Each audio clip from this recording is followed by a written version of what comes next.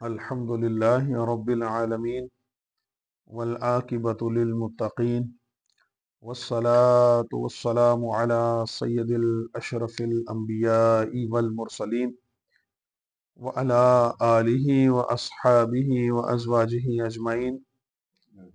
قال الله تبارك وتعالى في شان حبيبه مخبرا وآمرا ومبشرا ونذيرا وخاتما إن الله وملائكته يصلون على النبي یا ایہا الذین آمنوا صلوا علیہ وسلموا تسلیما.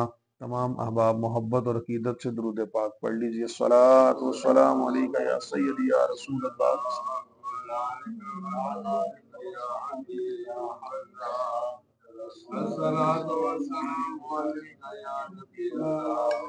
علیکہ واصحابک یا سیدی یا رسول اللہ.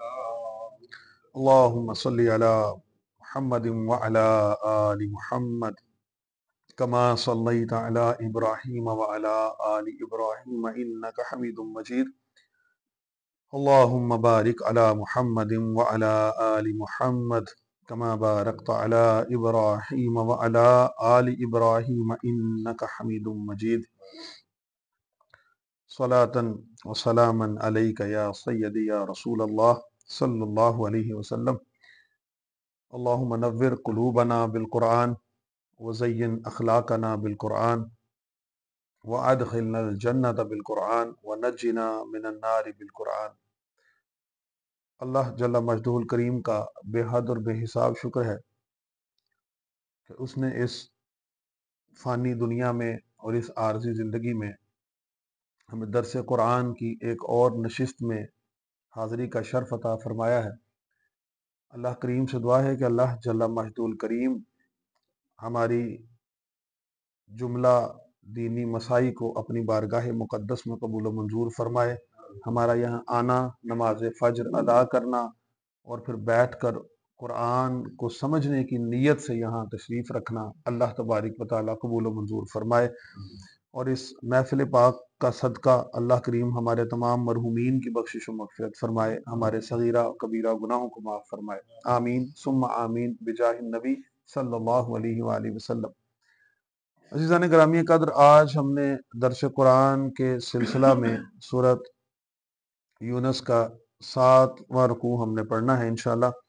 اللہ کریم سے دعا کرتے ہیں کہ اللہ جل مجدہ الکریم مجھے حق اور سچ بیان کرنے کی، آپ کو سننے کی، ہم سب کو سمجھنے کی، اس پر عمل کرنے کی توفیق عطا فرمائے.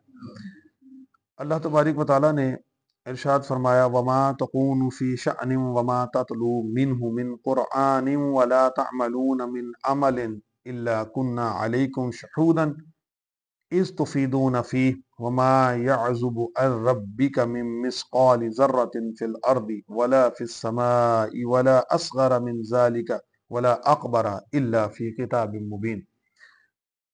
ارشاد فرمایا اے نبی صلی اللہ علیہ وآلہ وسلم، اے محبوب، آپ چاہے جس حال میں بھی ہوں، قرآن کی کوئی سی بھی آیت تلاوت کرتے ہوں، اور فرمایا اے لوگو تم کوئی سا بھی عمل کر رہے ہو، ہم ہمہ وقت تم جب کسی بھی کام میں مشغول ہوتے ہو تو ہم تم کو دیکھتے رہتے ہیں، اور تمہارے پروردگار سے ذرہ بر بھی کوئی چیز غائب نہیں رہ سکتی، نہ زمین میں اور نہ آسمان میں، اور نہ کوئی چیز ذرہ سے چھوٹی اور نہ اس سے بڑی، مگر وہ روشن کتاب لوح محفوظ میں ضرور موجود ہے. اس آیت مقدسہ میں اللہ جل مجدہ الکریم نے اپنے علم کا اظہار فرمایا ہے کہ کوئی چیز ایسی نہیں کہ جو اللہ تبارک و تعالیٰ کے احاطہ علم سے باہر ہو. بے شک اللہ ہر چیز کا جاننے والا ہے، ہر چیز کا سمجھنے والا ہے. آپ بھی ادھر بیٹا سامنے آ جائے گا. ہر چیز کا سمجھنے والا ہے، جاننے والا ہے. یہ عقیدہ توحید ایسا ہے، یہ نظریہ ایسا ہے کہ جب انسان یہ چیز سمجھ لیتا ہے تو پھر اس کے اعمال خود بخود درست ہونا شروع ہو جاتے ہیں. مطلب اگر کسی چھوٹے کو یہ ڈر ہو کہ یہ بڑا کوئی مجھے دیکھ رہا ہے تو وہ چھوٹا اس شرارت سے یا اس فعل بد سے باز آ جائے گا کہ بڑے کے ہوتے ہوئے جرت ہی نہیں ہو رہی کہ یہ کام کرے. بچے جتنی شرارتیں کرتے ہیں یا جو کوئی غلط کام کرتے ہیں تو وہ بڑوں کی نظروں سے اوجھل ہو کے کرتے ہیں، چھپ کے کرتے ہیں. اتنی جرت نہیں ہوتی کہ وہ کسی بڑے کے سامنے یا ایک بچہ بیٹا اپنے والد کے سامنے وہ برا کام کرتا ہو. تو یہ تو تصور ایک دنیاوی لحاظ سے ہے. کامل ترین تصور تو یہ ہے کہ بندہ یہ خیال کرے کہ اس کا پروردگار اسے دیکھ رہا ہے. دنیا کی نظروں سے جہاں ہم اوجھل ہو جاتے ہیں، جہاں ہر ایک کی نگاہوں سے بچ جاتے ہیں، تو وہاں بھی یہ تصور قائم ہو جائے کہ اللہ مجھے دیکھ رہا ہے. اب کائنات میں کوئی اور ایسا نہیں جو مجھے دیکھ سکے، جو مجھے روک سکے، جو اس پر میری سرزنش کر سکے، یا اس پر مجھے کوئی جو ہے وہ تان و ملامت کر سکے. کوئی نہیں ہے. لیکن اللہ کی ذات ہے جو کمال قدرت رکھنے والی ہے، تو مجھے دیکھتی. تو پہلے تو آیات کے آغاز میں اللہ تبارک و تعالیٰ نے یہ نبی کریم صلی اللہ علیہ وآلہ وسلم کے حوالے سے فرمایا کہ اے محبوب صلی اللہ علیہ وآلہ وسلم، آپ کوئی بھی کام کرتے ہیں، کسی حال میں ہوتے ہیں، تو اللہ تبارک و تعالیٰ کی ذات آپ کے ساتھ ہے. آپ قرآن کی کوئی تلاوت کرتے ہیں آیت، تو اللہ تبارک و تعالیٰ اس کو جانتا اور دیکھتا ہے. ایک تو خطاب فرمایا آقا کریم صلی اللہ علیہ وآلہ وسلم سے. اب دوسرا ہے لوگوں سے کہ تم جو کوئی بھی عمل کرتے ہو وہ اللہ تبارک و تعالیٰ جانتا ہے. اب اگر غور کریں نا تو اس میں مومنین کے لیے ایک نوید ہے اور کافروں کے لیے ایک وعید ہے. یعنی مومنوں کے لیے ایک بشارت اور خوشخبری ہے، اور کافروں کے لیے ایک طرح کی خبرداری ہے کہ تم جو کوئی کام کر رہے ہو، اسلام کے خلاف سازشیں کرتے ہو، کفر کی باتیں کرتے ہو، قرآن کو جھٹلاتے ہو، کچھ بھی کرتے ہو، تو یہ مت سمجھنا کہ اللہ تمہیں دیکھ نہیں رہا، اللہ جان نہیں رہا. اور مومنوں کے لیے یہ کہ مومن بھی کوئی بھی نیک کام کرتا ہے تو اس کے لیے خوشخبری یہ ہے کہ وہ چاہے دنیا کو پتہ چلے نہ چلے، چاہے دنیا میں اس چیز کی کوئی خبر ہو نہ ہو، اللہ کی ذات اس کو دیکھ رہی ہے. کسی بھی عمل کی تشہیر، کسی بھی عمل کی تشہیر کرنا ضروری نہیں ہے. یعنی آپ اس کی اشاعت کریں، اس کی تشہیر کرنی شروع کر دیں، لوگوں کو بتانا شروع کر دیں، اللہ کی ذات اس عمل کو دیکھ رہی ہے. تو فرمایا کوئی عمل ایسا نہیں ہے کہ جو اللہ تبارک و تعالیٰ کے علم سے باہر ہو. اچھا، پھر اس میں یہ فرمایا کہ جو عمل بھی تم کرتے ہو تمہارا پروردگار اس پر گواہ ہے. اب اللہ کی گواہی ہے تو بندہ بچ کیسے سکتا ہے جب گواہ خود رب کریم ہے؟ یعنی ہر چیز کو وہ خود ملاحظہ فرما رہا ہے، ہر چیز کو وہ خود دیکھ رہا ہے. تو پھر کوئی چیز بھی ایسی نہیں.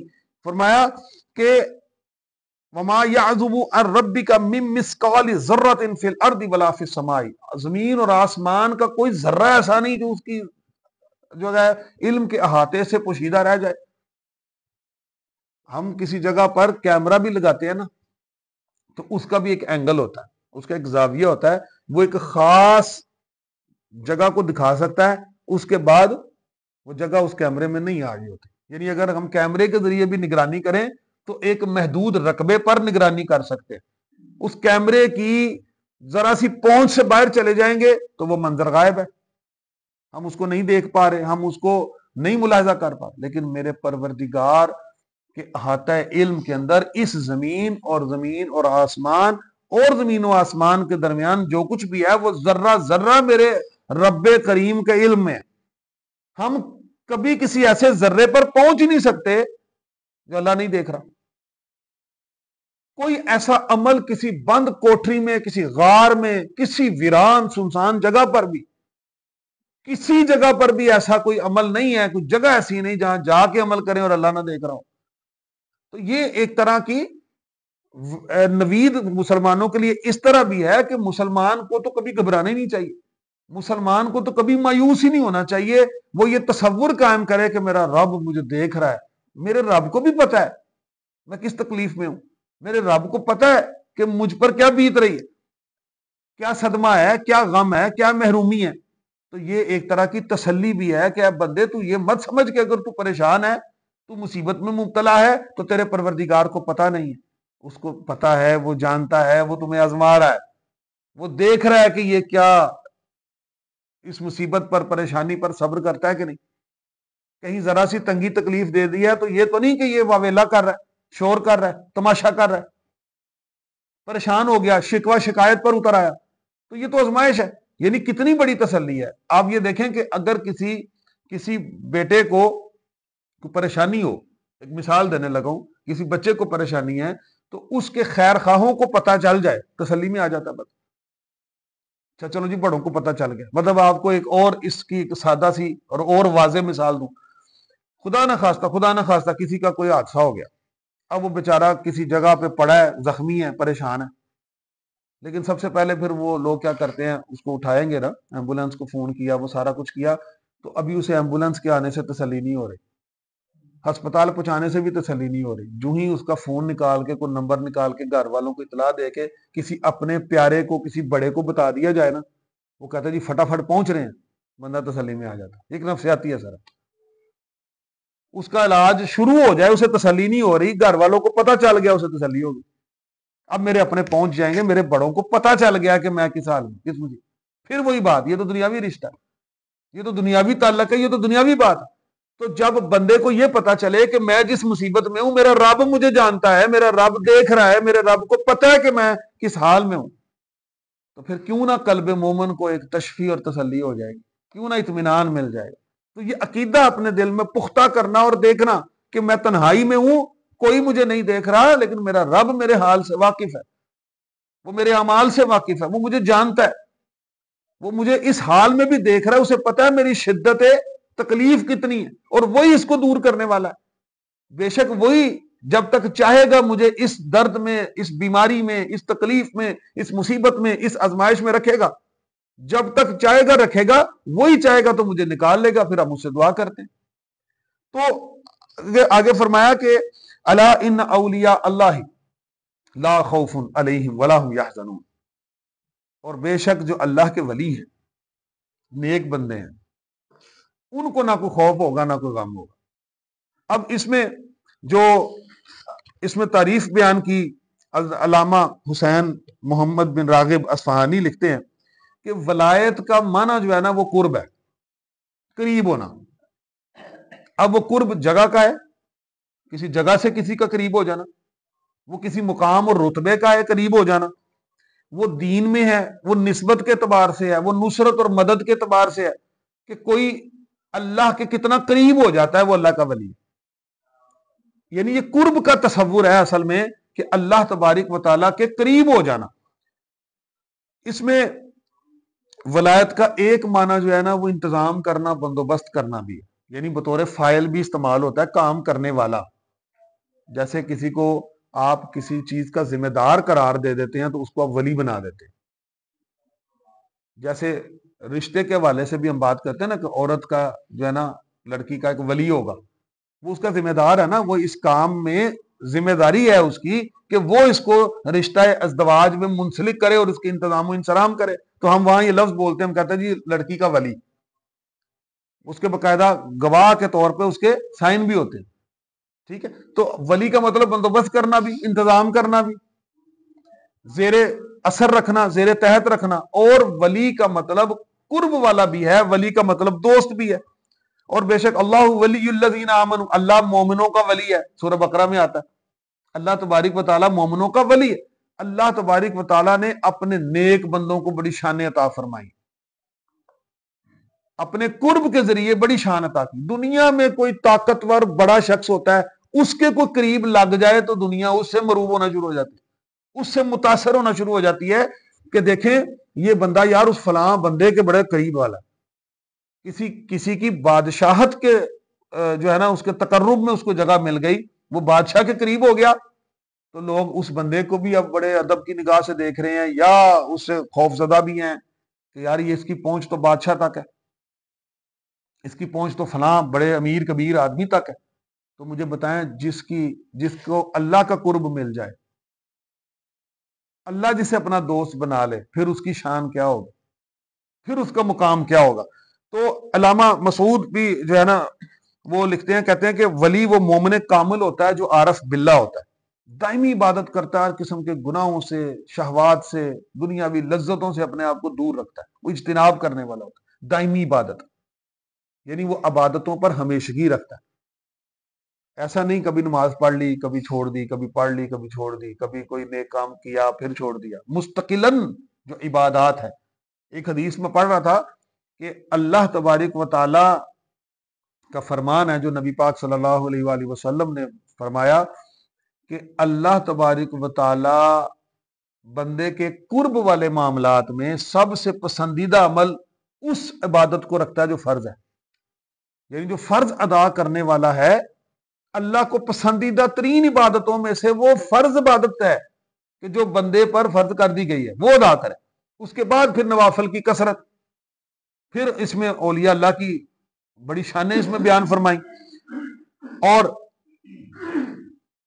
ملا علی قاری نے بھی ایک بڑی زبردست جو ہے نا وہ ولایت کی تعریف لکھی ہے، وہ کہتے ہیں ولی وہ ہوتا ہے جس کے سارے کام اللہ کے ذمے ہو جاتے ہیں، اللہ کے سپرد، اللہ تبارک و تعالیٰ کے ذمے اس کے کام سارے لگ جاتے ہیں، اور ایک لمحہ کے لیے بھی اللہ تبارک و تعالیٰ اس کو اپنے نفس کے حوالے نہیں کرتا، کیونکہ نفس جو ہے نا وہ بندے کو گناہ کی طرف کھینچتا ہے، ایک ایک لمحہ اس کا اللہ کے ذکر میں ایسا گزرتا ہے کہ وہ نہ غافل ہوتا ہے نہ گناہوں کی طرف اس کا کوئی شوق باقی رہتا ہے، گناہوں کی طرف اس کی رغبت ہی ختم ہو جاتی ہے، وہ ساری کی ساری رغبت اس کی نیکیوں میں اور عبادات میں چلی جاتی ہے۔ اور اس میں آپ یہ دیکھیں کہ فرمایا کہ نہ ان کو خوف ہوگا نہ ان کو کوئی غم ہوگا۔ اب یہ بات بڑی سمجھنے والی ہے، نہ اللہ تبارک و تعالیٰ نے جنت عدن کا ذکر کیا، نہ جنت الماوا کا ذکر کیا، نہ جنت الفردوس کا ذکر فرمایا، کہا خوف نہیں اور غم نہیں ہوگا۔ دو چیزیں، جب ساری کی ساری دنیا خوف زدہ ہوگی اللہ کے ولیوں کو خوف نہیں ہوگا، جب سارے پریشان ہوں گے غم زدہ ہوں گے ان کو کوئی غم نہیں ہوگا۔ اچھا، اس پہ اگر غور کریں تو یہ جو دو لفظ ہیں نا، خوف اور غم، اللہ تبارک و تعالیٰ نے ان دو لفظوں کے ذریعے سارے زمانوں کی بات کہہ دی۔ غور کریں، غم کا تعلق ہمیشہ ماضی سے ہوتا ہے، غم کا تعلق کس سے ہے؟ ماضی کے ساتھ، اور خوف کا تعلق ہمیشہ ہوتا ہے مستقبل کے ساتھ۔ مثال کے طور پہ پچھلے امتحان میں نمبر کم آئے تھے، ماضی ہے نا، اس کا غم ہے۔ آئندہ امتحان میں نمبر کم نہ آ جائیں، اس کا خوف ہے۔ ایک بیٹا خدا نہ خواستہ استغفر اللہ وہ جی نافرمان نکل آیا تھا، بڑی تکلیف دی تھی اس نے، بڑا غم ہے۔ یہ دوسرا بھی کہیں اسی ڈگر پہ نہ چل پڑے، یہ دوسرا بھی اس کی طرح ہی نہ کہیں نکل آئے، اس کا خوف ہے۔ یعنی ماضی کا تعلق جو ہے وہ غم کے ساتھ ہے، خوف کا تعلق مستقبل کے ساتھ ہے۔ اللہ کے ولیوں کو اللہ نے انعام کیا عطا فرمایا کہ نہ انہیں خوف ہوگا نہ غم ہوگا۔ ہم غم زدہ کیوں ہوتے ہیں؟ اس لیے ہوتے ہیں کہ ہمارا ماضی اتنا شاندار نہیں، ماضی کی زندگی ہماری اتنی روشن نہیں، تو پریشانی ہوتی ہے۔ یہ بڑے بچوں کو کیوں سمجھاتے ہیں؟ اور پتہ ایک بات، آپ بھی جب سمجھاتے ہیں چھوٹوں کو تو آپ کہتے ہیں یار ہم اس رستے سے گزر چکے ہیں، یار ہم اس عمر سے نکل آئے ہیں، جو غلطیاں ہم نے کی ہیں تم نہ کرو، جو قطائیاں ہم سے ہو گئی ہیں وہ تم نہ کرو، جو غفلتیں ہم تو کچھ نہیں بن سکے، یار تمہارے پاس موقع کچھ بن جاؤ۔ یہی بات ہوتی ہے نا جی، مفہوم الفاظ مختلف ہوں گے، مفہوم یہی ہوتا ہے کہ یہ ساری اس عمر سے نا ہم گزر آئے ہیں، یہ ساری چیزیں ہم نے دیکھ لی ہیں، تم یہ غلطیاں مت دہراؤ، جو غلطیاں ہم کر بیٹھے ہم پچھتا رہے ہیں۔ ماضی شاندار جو نہیں، اللہ کے ولیوں کا ماضی اتنا شاندار ہوتا ہے، انہیں کوئی ملال نہیں، کوئی پچھتاوا ہی نہیں، کوئی غم ہی نہیں، اور مستقبل کا خوف ہے، یار کرتوت ٹھیک نہیں ہے، پتہ نہیں آگے کیا بننا ہے۔ ایک بچے نے پڑھ کے پیپر ہی صحیح طرح نہیں دیے تو رزلٹ کا خوف تو ہوگا، نتیجے کا خوف تو ہے کہ بھئی کام صحیح نہیں کیا، آئندہ پتہ نہیں ہمارا کیا بننا ہے، کیا مستقبل ہے۔ اللہ کے ولیوں کی شان یہ ہے کہ اللہ نے ان کے ماضیوں کو بھی شاندار رکھا اور ان کا مستقبل بھی محفوظ کر دیا۔ اب ذرا حدیث پاک دیکھیں، بخاری شریف کی حدیث پاک ہے، حضرت ابو ہریرہ رضی اللہ تعالیٰ عنہ روایت فرماتے ہیں، صحیح ابن حبان میں بھی یہ حدیث آئی، سنن کبریٰ میں بھی یہ حدیث روایت ہے، اور مشکوٰۃ شریف میں بھی یہ حدیث ہے۔ حضرت ابو ہریرہ رضی اللہ تعالیٰ عنہ روایت فرماتے ہیں، میرے آقا صلی اللہ علیہ وآلہ وسلم نے فرمایا، جس نے میرے ولی سے عداوت رکھی، میرے کسی ولی سے دشمنی کی، میں اس سے اعلان جنگ کرتا ہوں۔ کل ہم ایک جگہ بیٹھے غور کر رہے تھے، اتفاقاً یہ بات ہوئی، تو ذکر یہ ہو رہا تھا ملک کی معیشت کے اعتبار سے، ملک کے معاشی حالات نہیں ٹھیک، اور ایک نظام ہے سودی نظام جس میں پھنس گئے ہیں، کاش کبھی ہم اس میں سے نکلیں۔ اور میں اکثر یہ بات جب کبھی ہوتی ہے تو میں یہ کہتا ہوں کہ آپ سب، کیونکہ ہم براہ راست تو نہیں، بلا واسطہ نہیں، لیکن بال واسطہ کسی نہ کسی طریقے بینکوں سے جڑے ہوتے ہیں یا سودی نظام سے جڑ جاتے ہیں، تنخواہیں بینکوں میں آتی ہیں کئیوں کی اور سارے معاملہ، تو اس سے ایک بہترین حال یہ ہے کہ ہم علل اعلان یہ کہتے ہیں کہ ہمارا اس سودی نظام سے تعلق کوئی نہیں، اللہ ہم بے باس ہمیں معاف کر دے، ہم تو مجبور ہیں، پھنسے ہوئے ہیں، ہمارا اس سے کوئی لینا دینا نہیں، نہ ہمیں کوئی شوق ہے یہ نظام قائم رہے، ہم تو یہ دعا کرتے ہیں یا اللہ اس سود سے جان چھوٹے، اس سود سے جان چھوٹ جائے اور ہم جو ہے ایک اسلامی شرعی نظام کے اندر آ جائے، ہم تو یہ چاہتے ہیں۔ باقی اب جنہوں نے کرنا ہے، جو صاحب اختیار ہیں، جو ارباب اختیار ہیں، یہ ذمہ داری ان کی ہے، ہم اعلان برات کرتے ہیں سودی نظام سے، اللہ تعالیٰ سے گمان کرتے ہیں کہ یا اللہ تو ہمیں معاف کر دے، ہمیں اس سود کی سزا نہ دے، یہ وہ ذمہ داروں کو دے یا اللہ جو اس چیز کے ذمہ دار ہے، ہم اس سے بری ہیں۔ تو یہ میں اکثر یہ بات کرتا ہوں کہ یہ اعلان برات ہمیں کرنا چاہیے۔ اچھا، اب سود کی جو سزا ہے، یہ بات میں نے کیوں کر رہا تھا کہ اللہ تبارک و تعالیٰ نے اس سے اعلان جنگ فرمایا ہے جو سودی نظام چلاتا ہے، سود کا کاروبار کرتا ہے۔ سود کے خلاف کیا ہے اللہ کا اعلان جنگ، اللہ اعلان کر رہا ہے کہ اس بندے سے میری جنگ ہے، اس بندے کا تو بیڑا غرق نہیں ہو گیا، دنیا و آخرت اس کی تباہ نہیں ہو گئی، اللہ جس کے ساتھ اعلان جنگ کرے۔ اب باقی گناہوں کے بارے میں نہیں فرمایا، بڑے بڑے گناہ ہیں، جتنے بھی گناہ ذہنوں میں آئے نا جو معاشرے کے اندر ہو رہے ہیں، استغفر اللہ، اللہ بچائے سب سے، ان گناہوں کے بارے میں سزائیں ہیں۔ اللہ نے یہ نہیں فرمایا اعلان جنگ ہے، اعلان جنگ فرمایا سودی نظام، دنیا تباہ کر کے رکھ دی ہے، غریب کو پیس کے رکھ دیا، میری مخلوق کو تم لوگوں نے اس سودی نظام میں جکڑ کے کہیں کا نہیں چھوڑا، میرا تم لوگوں کے ساتھ اعلان جنگ ہے۔ اور اسی لیول کی ایک بات اللہ تبارک و تعالی نے فرمائی ہے، جو اللہ کے ولیوں سے دشمنی رکھے، اللہ والوں سے بغض رکھے، اللہ والوں سے دشمنی کرے، عداوت کرے، تو فرمایا کہ پھر وہ اس کے ساتھ بھی میرا اعلان جنگ ہے، اس کے ساتھ میری جنگ ہے جو اللہ کے ولیوں سے دشمنی رکھتا ہے۔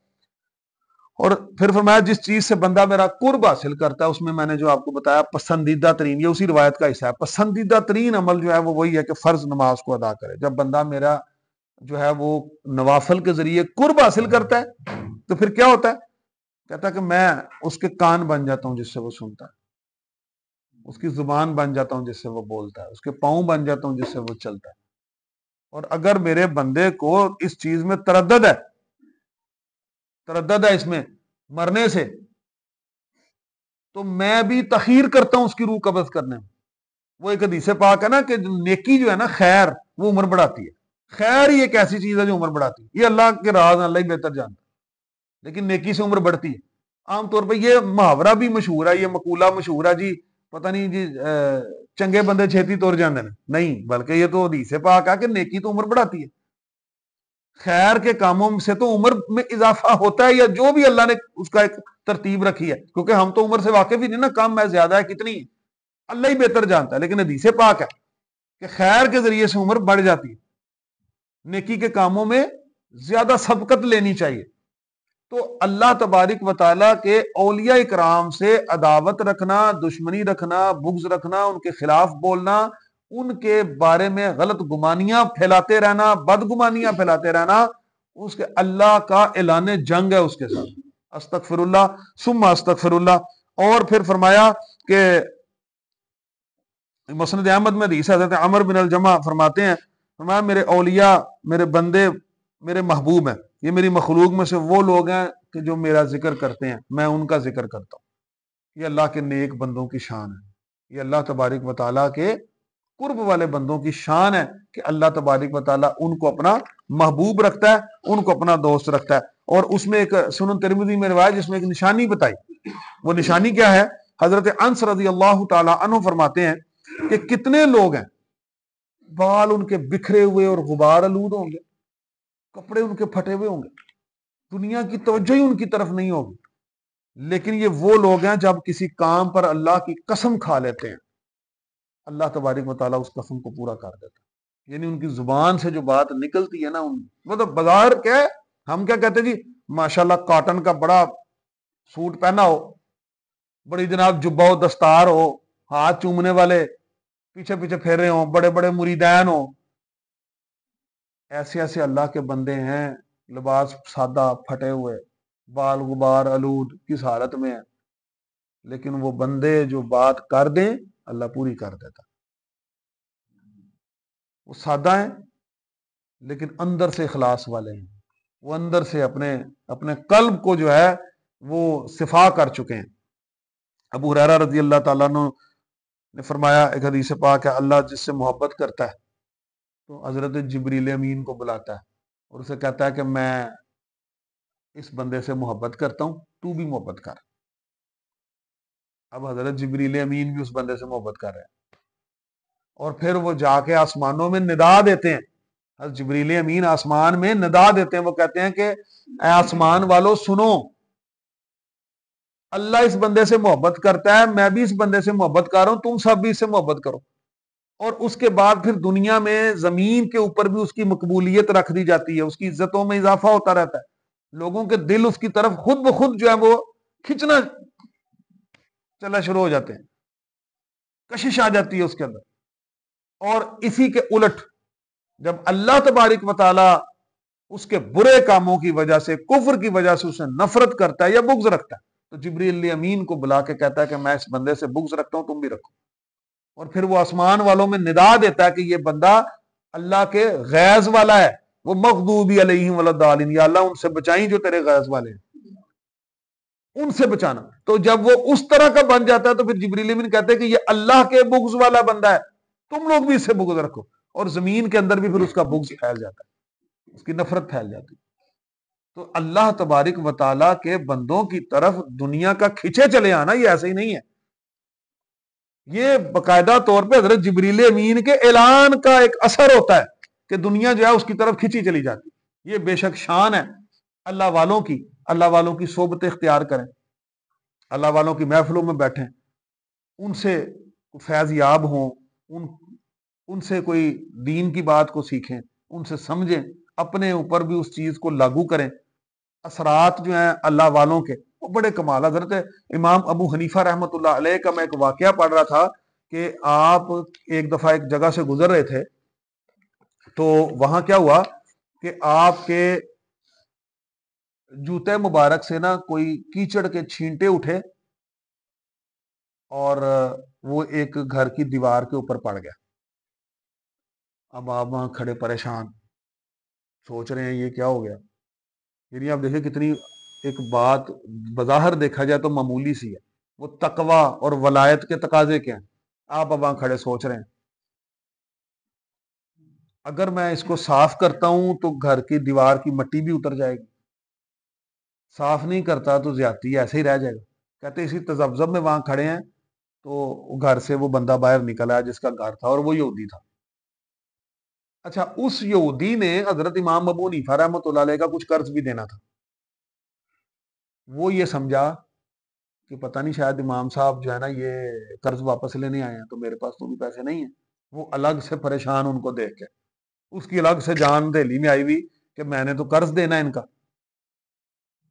تو انہوں نے پوچھا، وہ کہنے لگا میں ابھی نا میں آپ قرض کے لیے آئے ہیں؟ انہوں نے کہا نہیں نہیں قرض کو چھوڑو یار، میں تو اس دیوار کی وجہ سے پریشان ہوں، یہ دیوار صاف کیسے ہوگی؟ انہوں نے کہا، وہ یہودی کہنے لگا دیوار بعد میں صاف کرتے ہیں، ذرا کلمہ پڑھا کے پہلا میرا دل تو صاف کریں۔ انہوں نے کہا میں اس دین پہ آتا ہوں جس دین پہ آپ ہیں۔ کیا کمال کا دین ہے، آپ چپ کر کے خاموشی سے نکل سکتے تھے، اتنی احتیاط، اتنا تقوی، ایسا دین، خوبصورت دین۔ انہوں نے کہا دیوار بعد میں صاف کریں گے، پہلے میرا دل صاف کریں۔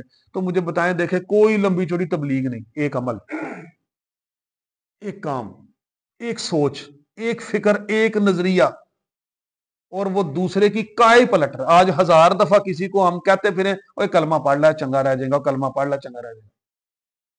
وہ آگے سے خاطر میں ہی نہیں لاتا، ہماری زبانوں میں وہ تاثیر نہیں، کیونکہ ہمارے اعمال اس طرح کے نہیں۔ ہم عمل کرنا شروع کریں، دین پر چلنا شروع کریں، ایک خوبصورت سی فضا بنائیں، ایک خوبصورت پاکیزہ صاف ستھرا ایمانداری والا معاشرہ بنائیں، لوگ دیکھ دے کے خود نہ کہیں گے ہم بھی اس کا حصہ بنیں۔